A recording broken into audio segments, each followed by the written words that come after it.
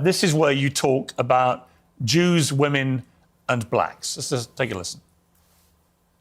They're always coming up with, no, it's not the Jews. No, it's not women. No, it's not blacks. It's actually really complicated. No, it fucking isn't at all. Jews are running society. Women need to shut the fuck up. Blacks need to be imprisoned for the most part.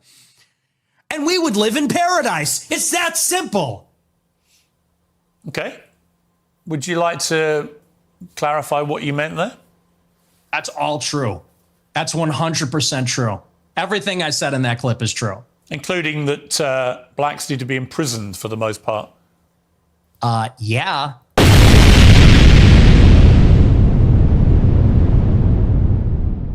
Nick Fuentes on the Piers Morgan Show.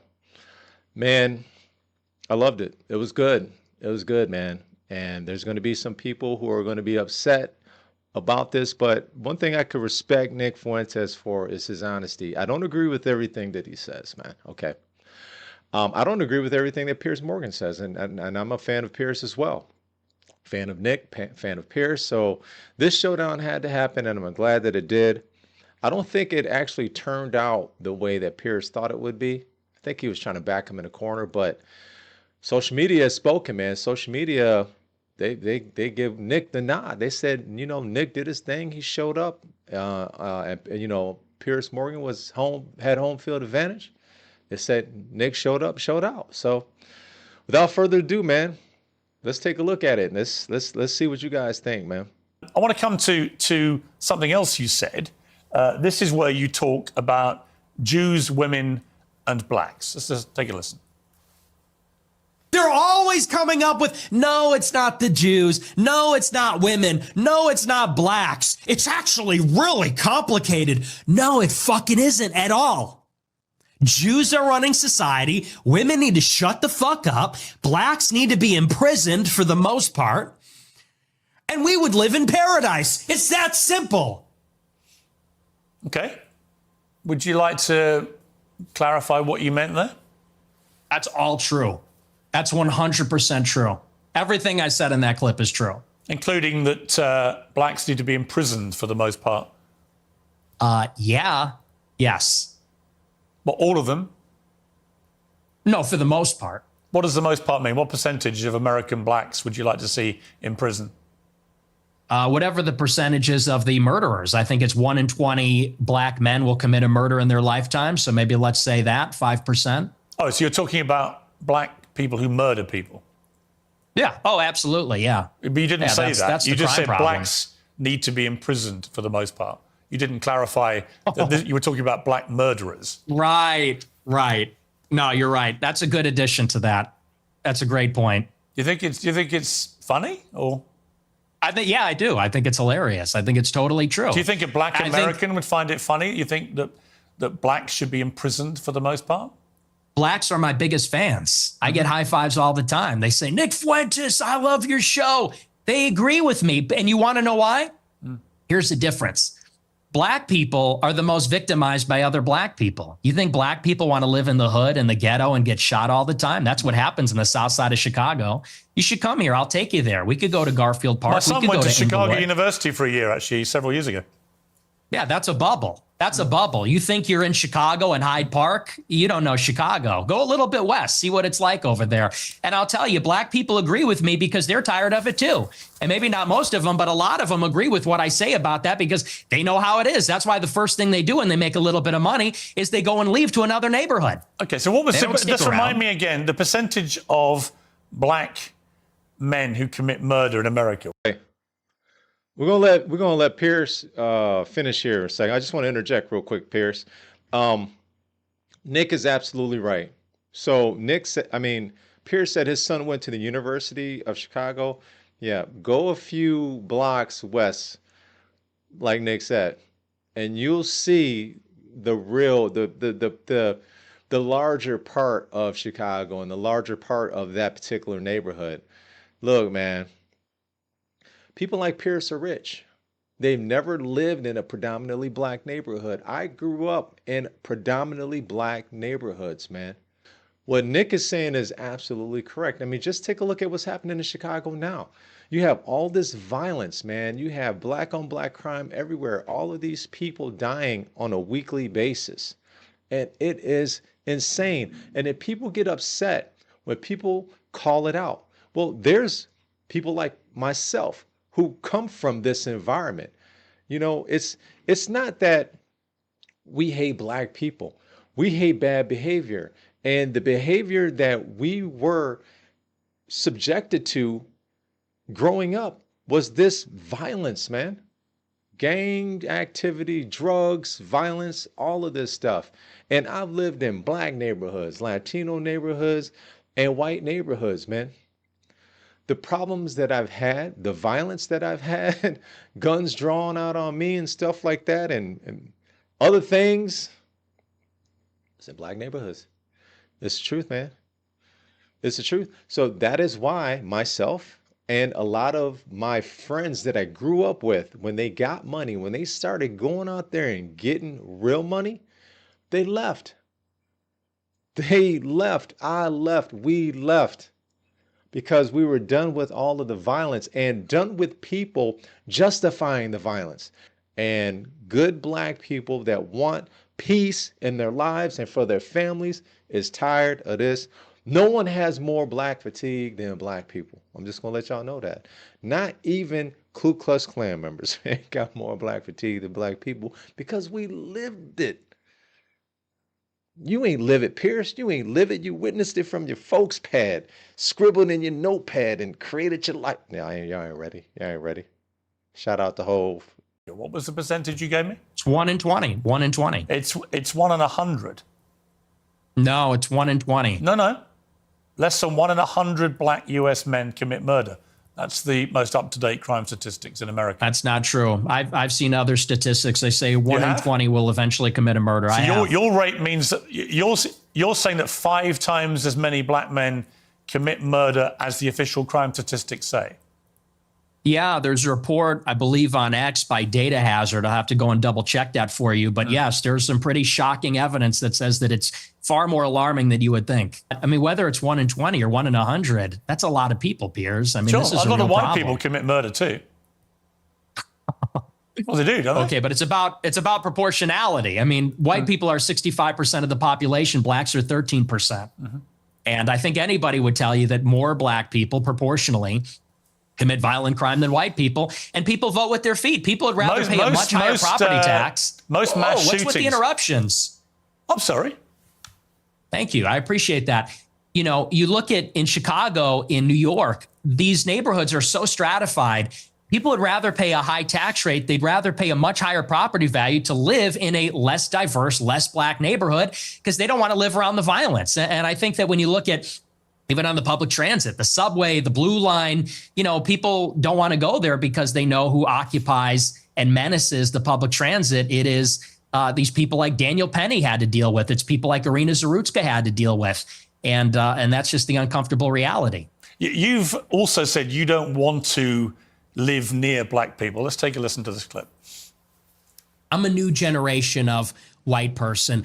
I'm not living around blacks. Sorry. You know, I want white kids, and I don't want my white kids bringing home black people to marry.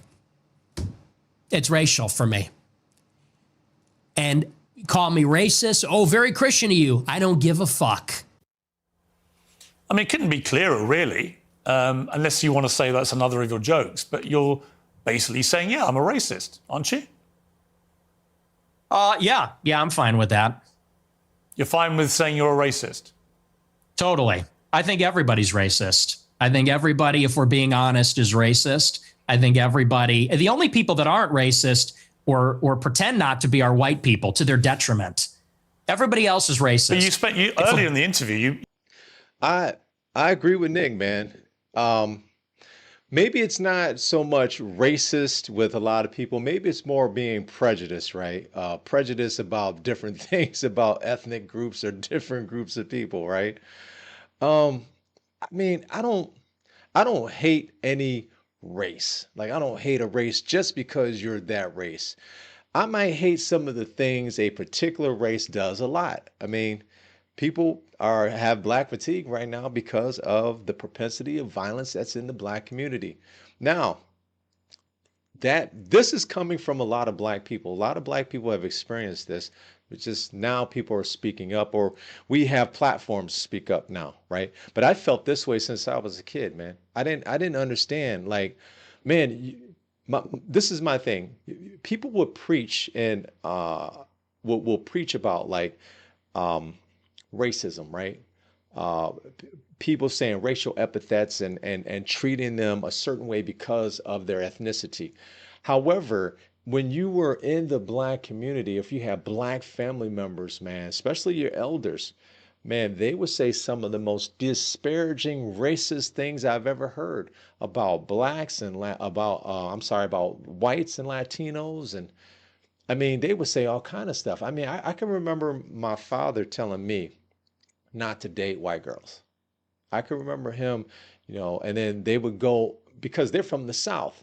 So they experienced a lot of that real racism from back in the day, that prejudice, that, was a badge of honor for people back then. I just think that stuff is so, man, let's move beyond that. It's like, people will perpetuate this race card, man. Let's just keep it going so we could keep everyone divided. Play you another clip. This is where you talk about why white people are justified in being racist. Let's take a listen to this. First, white people are every single bit justified in being racist. Every single bit justified, to the extent that means going out of your way to avoid black people when you see them.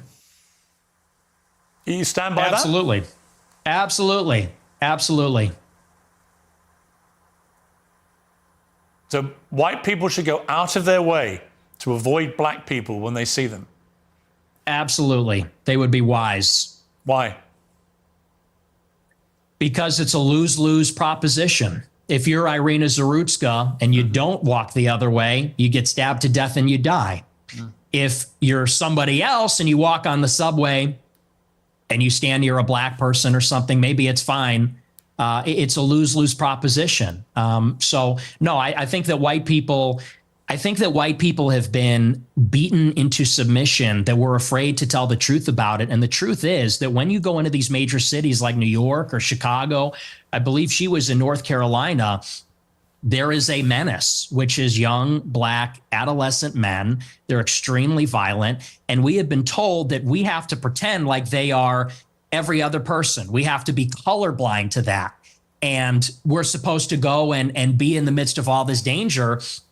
And I think that at this point, it's gotten out of control. You look at the BLM movement, they said that the reason that black people, are violent, or the reason there's crime, is because of police brutality, or redlining, or all these other things. They said we need to get rid of the police. We need to defund them.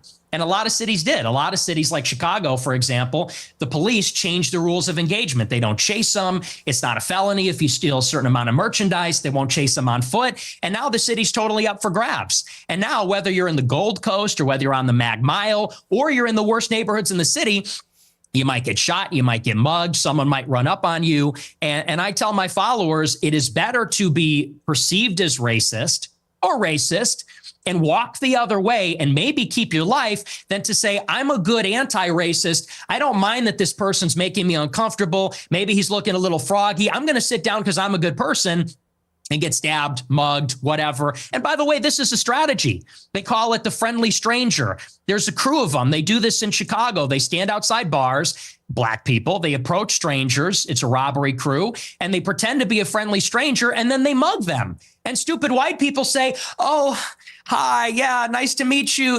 They grin, they laugh, they put up with the nonsense, and then they get mugged, or worse. Let me react to what Nick is saying. Okay, so this is something that you're going to find very interesting, especially if you are not a black person. Okay, hear me out. Black people do the same thing. Black people keep their head on a swivel as well. Do not let this whole idea fool you, or please do not think that this is exclusive to other races, to black people. Black people do it to black people. We look at the neighborhoods that we're in. We're out. We got our head on a swivel wherever we're at, whether it's a restaurant, we're going to a party, bar, club, whatever. You know what? We checking out and seeing what the hell is going on. Black people do the same thing. And if we don't feel right about this group of blacks, we bouncing, dude. We do that, man. Absolutely. We've been doing it since we were younger, man, especially if you were involved in, whatever activities, gang activities, whatever. Your level of just being aware is super heightened. And coming from bad neighborhoods, you know what to look for. So yeah, if you're seeing some YNs walking over here, whatever, yeah, you'll keep an eye. You definitely gonna keep an eye on them, man. It is what it is. I mean, what Nick is saying that you should just avoid them altogether. I mean, I don't do that. I don't avoid, but I will assess the situation and kind of see what the hell's going on. And if I need to dip this way or dip that way, I'm out of there, man. How do you feel about mass shootings at school? I think they're bad. Who do you think commits the vast majority of the mass shootings? I'm sure it's schools? white people. Right. So how do you feel about that? I think that white people do more antisocial violence. I think black people participate in more gang violence. I think that's the difference. What's the difference to the victims?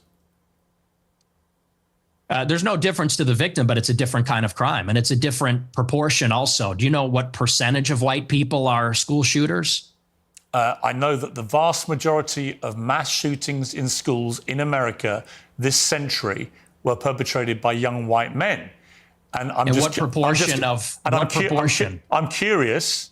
What proportion? I'm curious whether your advice would be to people who have kids in these schools. Wait, is my mic working? What proportion? Should they avoid white people at school? Should people with the kids at school avoid young white men at school? No. Okay. Do you know what per capita means? Do you know proportionality? There are more black people proportionally that engage in violent crime or are involved in gangs, especially in these major cities, than there are white people that are school shooters compared to the entire white population. And everybody understands that. Two-thirds of mass shootings at school perpetrated by white people. But what proportion of white men commit school shootings? That's the question. I've just told you. It's 60 to 65% of school shootings by white people. You're telling me what proportion of school shootings are committed by white people. I'm saying what proportion of white people have committed school shootings. Are you playing dumb or are you just not that smart? What difference does that make to the children lying dead on the ground? See, now you want to jump on the victims. The difference is you're asking, would you fear white people or black people? And that's the difference. The difference is in terms what I'm saying to you is by your logic, if we now have agreed that the vast majority of mass shootings in schools are committed by white people and predominantly young white men, then presumably your advice would be to avoid young white men because they perpetrate these massacres. But it won't be because they're white, right? So are you playing dumb or are you actually dumb? Maybe it's I'm about dumb. proportionality. Maybe I'm dumb. You are because I don't think you are dumb. I think you're smart actually, but you're deliberately avoiding per capita. And everybody knows that's the difference. What proportion of white men are school shooters? It's probably 0.00001%. What proportion of black men have committed violent crimes? It's probably like 5%. I don't know what it is off the top of my head, but it's very high. And I would add to that, even as it concerns schools, why do you think parents pay a super high property tax to live in a school district where there's white people? Because they know that if they go to the black school, it's going to be the Bloods and the Crips. It's going to be gangs. It's going to be, you talk about school shootings. Nobody talks about all the school shootings that are committed by gangbangers in and around the school and all the other violence that's associated with that. I mean, these schools in the south side of Chicago, it's just not livable. I have an answer for you, Nick. So the proportion of the population who carry out mass shootings is actually the same for black and white. For white people, the proportion of... No, the proportion again, of the population. are you hearing it? No. See, What's I the think the trouble with proportion? your statistics is a lot of them don't bear much scrutiny. We have a bunch of fact checkers checking all this in real time because you do have a tendency to just come out with a lot of old baloney. And when you say, Okay. well, it's true. And when you're confronted What- with but you're- when you're wait, confronted what's with the reality, figure? you don't like it. What's the figure? What proportion of white people have committed school shootings? With white people as the denominator and white people that have committed school shootings as the numerator, what's that percentage? For both black and whites, the proportion of the population who carry out mass shootings generally is about the same. No. Tell me the number, and then the only focus of your attention is the black shootings, the black crime. You don't want to live around black people. You want to avoid black people. You don't want interracial marriages or relationships that may produce black people. And yet, when I point out to you that there are many parts of crime in America where actually there's a majority of white people that perpetrate them, you don't care. You don't have any interest in that. It doesn't exercise your mind. Maybe because no one's buying this. This kids. argument lost. No one is buying this. Everybody understands per capita, and people can even see what you race ahead and say, well, we're comparing the proportion of white and black school shooters. I said, no, compare the proportion of school shooters that are white versus violent criminals that are black, because that was the basis of the monologue, is that you're very likely, if you encounter black people or a young black man in the city, that you're going to be the victim of a violent crime, of a robbery, a mugging, a car theft, a carjacking, or a murder. That's the difference, and it's about proportionality. And everybody sees past that because we all live in reality. You want to talk about product of your environment.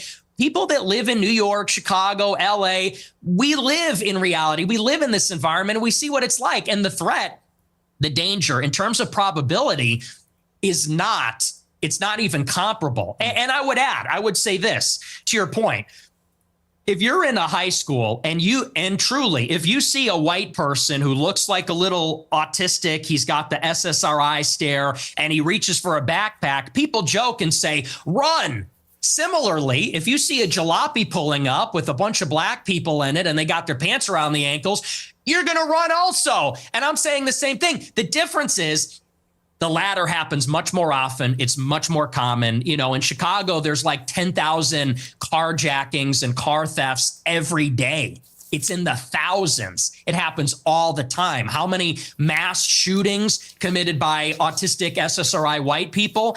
I don't even know. I mean, it's probably in the single digits in the last decade in this city. That's the difference, and everybody knows that. But you're really just trying to carry water for liberal ideology. It's an ideological position. I'm really not. I can see Pierce's question. Pierce's question is very specific. He went and filtered it all the way down to mass shootings in schools. But what about mass shootings? Just mass shootings, period. I mean, you hear about mass shootings everywhere, almost weekly in the summertime in Chicago. There was recently a mass shooting at a child's birthday. I forget where it was. I believe I can't remember exactly where it was, but it was just recently where 5 people died and multiple people were shot on top of that. What about mass shootings? Let's look at that statistic, okay? Now, the thing that I know is black people make up 13% of America, okay? But black people are responsible for over 50% of the violent crimes in the United States, which is crazy, man. I know people feel a certain type of way about Nick Fuentes. I think that Nick comes with a lot of facts, and he comes with a point of view that I definitely understand. I don't agree with all of them, but I can understand why he feels the way that he feels. And I can see why people gravitate to him, because there's a lot of people who feel the same way. I don't think that bad behavior should be rewarded, and I don't think that it should be excused, man. I've seen it. I've seen people just be completely in the wrong, cause all of this chaos, this commotion, the violence, or whatever. And when the cops put their hands on them and throw them those handcuffs on them, all of a sudden they're justifying it. Yeah. Oh, I didn't do this. I'm basically become a victim.